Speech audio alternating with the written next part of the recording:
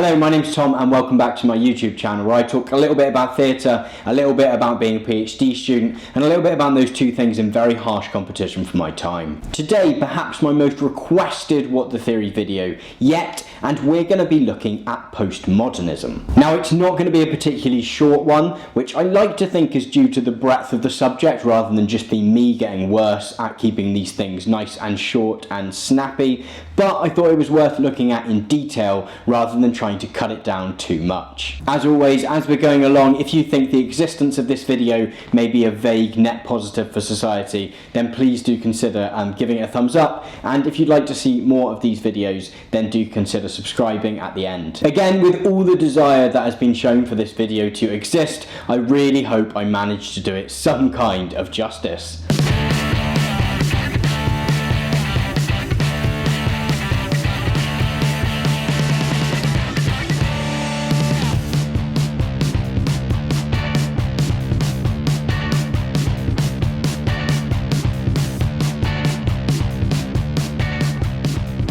First, I want to acknowledge that I think the reason this video has been requested so many times is because there's a real interest in what postmodernism is at the moment, particularly in online discourse, but equally that there's some confusion as to what the definition is and what we're kind of working with here. Often in some of the pseudo-intellectual debates taking place on this side, we find the postmodernists evoked as this broadly liberal left-wing cabal kind of emerging at some point in the middle of the 20th century. This is not helped by the fact that a lot of the available reading on postmodernism is quite inaccessible.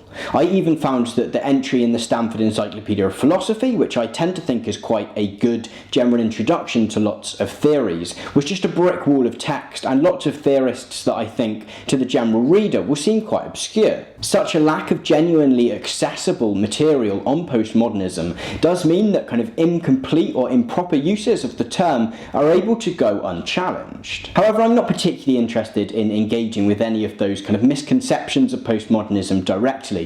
Instead, what I want to do is what we always do in the series, is to build our understanding of postmodernism very much from the ground up, and therefore to be able to arm you to go away with a more complete understanding of it. As with my previous What the Theory video on modernism, however, what we'll find is that postmodernism isn't a particularly coherent cultural or political movement in the slightest. Instead, it's a way in which we can delineate time, thereby historicising particular cultural attitudes. It's also worth saying that to discuss or theorise on postmodernism is not to suggest it is inherently a good thing. In fact, my position on it sits very much alongside Fredric Jameson's, whereby we observe that it is a thing that exists in the world. However, whether that is a net positive for society remains to be seen. So, there are a number of approaches to understanding postmodernism, and that is partly because there's been many different ways of defining it over the last few decades. Many of these definitions, in fact, disagree. My goal in this video is not to focus on these differences, but instead to draw out some of the themes which there is some broad agreement over. I will have to be quite selective with which theorists and which ideas I'm able to talk about in the interests of time. However, I hope that by focusing on the least objectionable bits of each theorist's writings, we can instead approach some kind of broad definition of what postmodernism might be. The term postmodernism was first used by the French theorist Jean-François Lyotard in his book The Postmodern Condition, in which he writes that he defines postmodernism as incredulity towards meta-narratives. So if we're going to move forward with this idea that modernism is based around some kind of skepticism around meta-narratives, it seems to make sense to begin by understanding first what a meta-narrative might be. When we looked at modernism in my last What the Theory video, we saw how modernist movements broadly considered themselves to be able to objectively improve whatever arena it was in which they were operating. So, the Cubists and the Impressionists, through different means, thought they could objectively improve the method by which art represented reality. In terms of politics, movements such as anarchism and socialism and fascism and capitalism and liberalism all thought they could objectively improve our social, political and cultural lives through their own political ideologies. So, fascism interpreted the world as being made up of different ethnic groups, some of which were superior to others. A better world, in their conception of it then, would come from murdering those who they deemed inferior to allow for more space and resources for those supposedly superior humans who remained. Socialism, on the other hand, conceives of the world of being made up of different class groups, largely defined by their economic wealth. A better world in this conception would come from the overthrowing of those with a greater amount of economic capital in order to allow a more even distribution of available resources. So each of these political movements have A, something that they deem to be wrong with the world, and B, a method through which they think they can fix it. And when we take these two things together, then we have what postmodernists would call a meta-narrative. A meta-narrative is therefore some kind of totalizing conception of the world around us, a truth which a modernist movement might suggest can tie up all the things that are wrong with the world and the path to fixing them. One interpretation of postmodernism then sees it as coming into being at the end of the Second World War.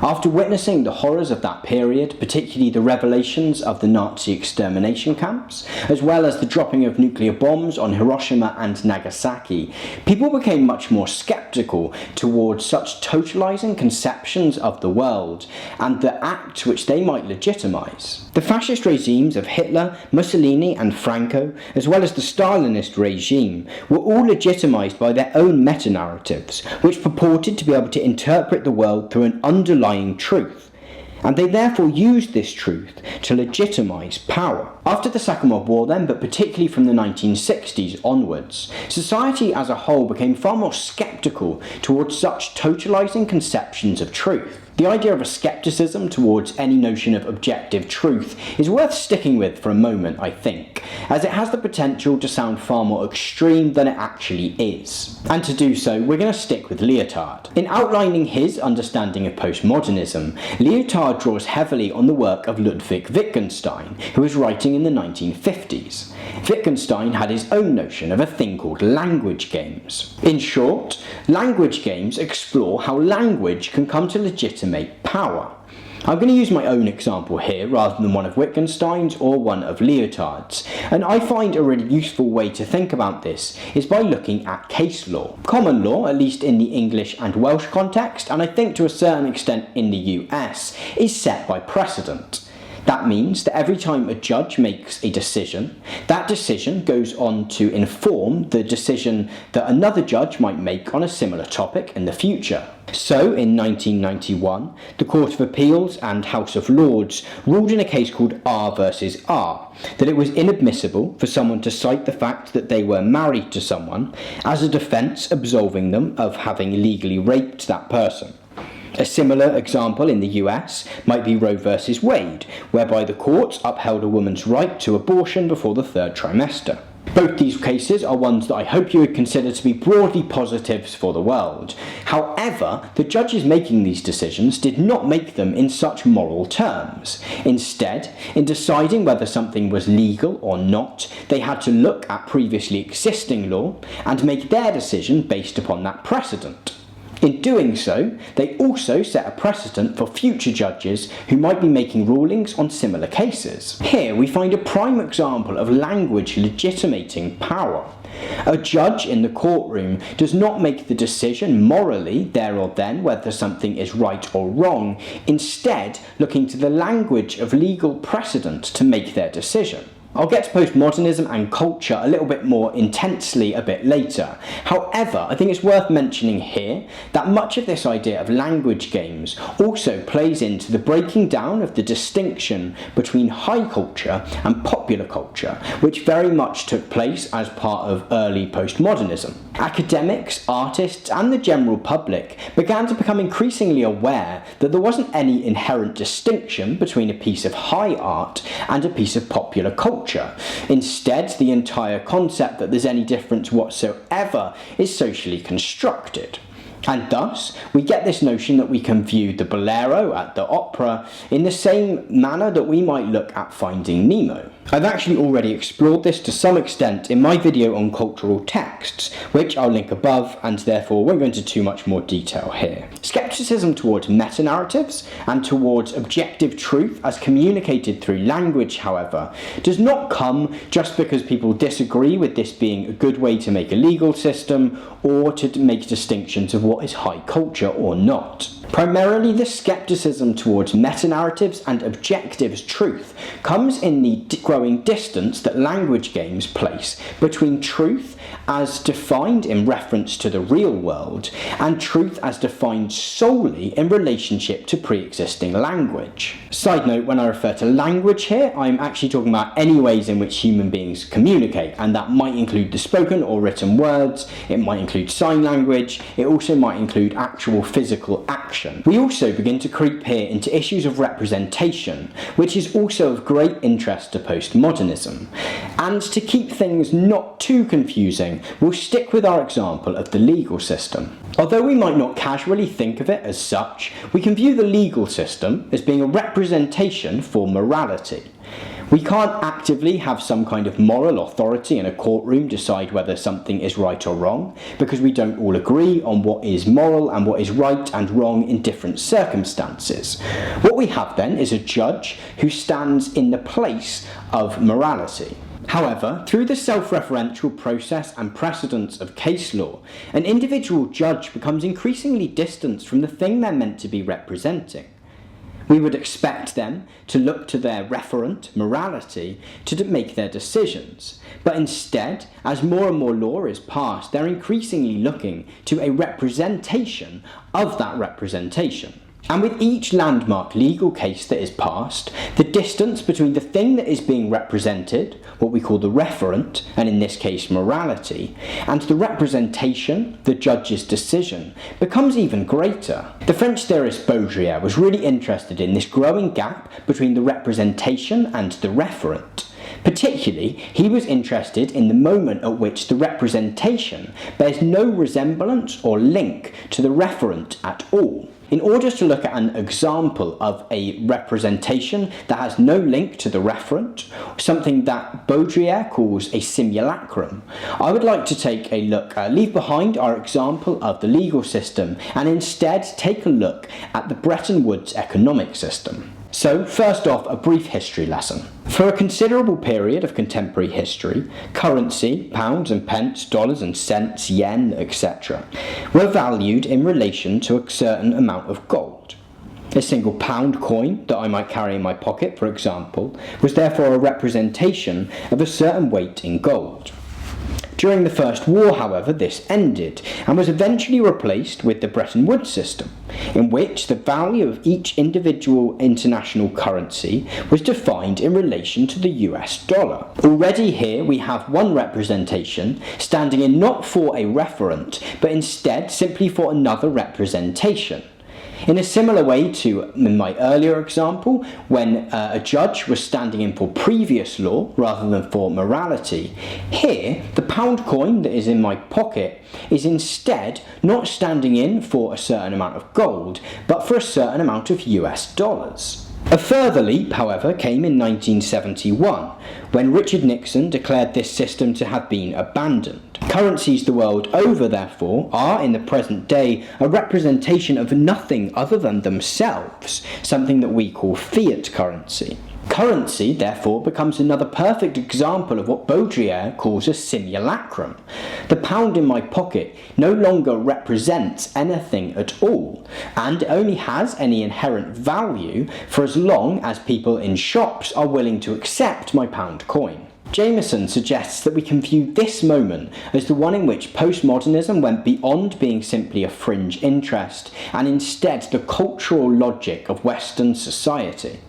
Because, although we have a tendency to only speak of culture as being postmodern, when it actively provokes us to think about elements of mediation, hyperreality, or the existence of simulacra in society, in fact, there is much of our culture that we can describe as being postmodern without it actively trying to be postmodern. Because just as our economic system has become hyperreal, so can we find examples of hyperreality throughout contemporary culture. One example of a form of culture which attempts to represent reality but ultimately fails to do so is the vlog and its predecessor reality television. Through their intense mediation, we can suggest that both of these things are, in essence, hyperreal.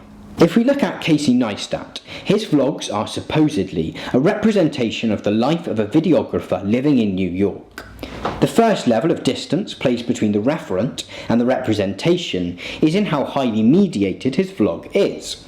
Despite his claims, it is very rare that we are presented with a moment of pure human emotion, as there is no way for him to suddenly become unaware that he is filming himself.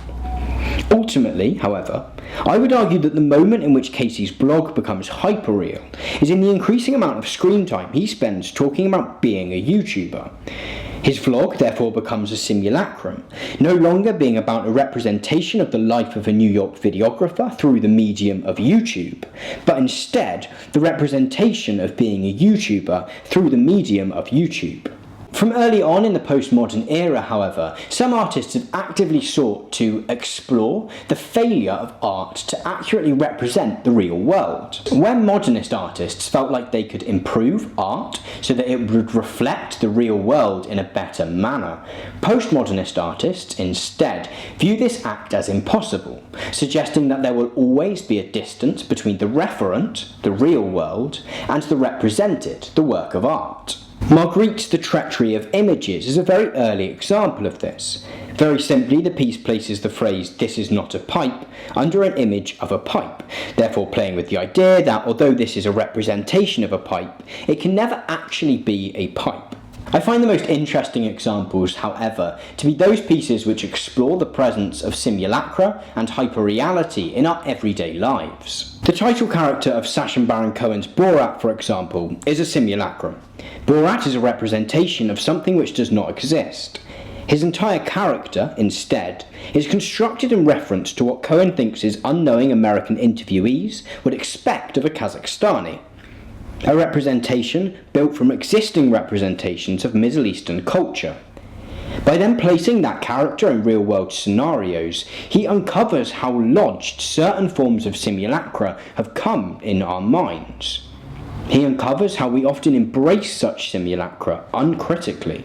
To discuss postmodernism, then, is not to discuss a movement at all, but instead to observe our society's shifting relationship with culture, politics, society, economics, and to suggest how we might define these shifting relationships. Jameson argues that postmodernity can, in many ways, be seen as the point in which our cultural understanding of the world outpaces our material understanding of it, and our cultural relationships with one another come to completely overshadow our material relationships with one another.